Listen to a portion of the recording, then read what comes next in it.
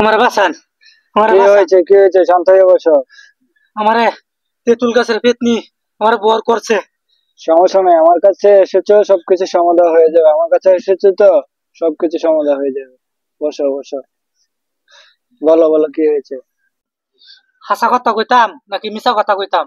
আমার কাছে এসেছোস, আমার কাছে সব সত্য কথা বলতে হবে, মিথ্যা কথা বলবি তোর ক্ষতি হয়ে যাবে। আসলে ঘটনা রয়েছে কি, আমি ওই দিন রাইতে 3টা বাজে তেঁতুল গাছের নিচে গেছিলাম। ওইতে আওয়ার পর থেকে যে দিকেই যাই ওই দিকেই হুনি কালি।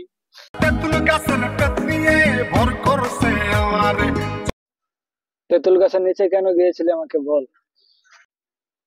ওইখানে গেছিলাম আমার গার্লফ্রেন্ডের সাথে দেখা করতে। উস্তাদ, এর গার্লফ্রেন্ড মনে মেকআপ চালাইছে, লেগে দিকে ডরাইছে। হ্যাঁ তুই ঠিক বলেছিস।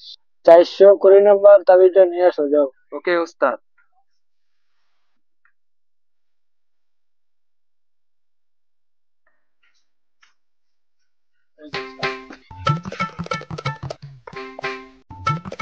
এই যে উস্তাদ তাবিজ। এই নাও তোমার হাতটা দাও। তোমার বাম হাতটা দাও।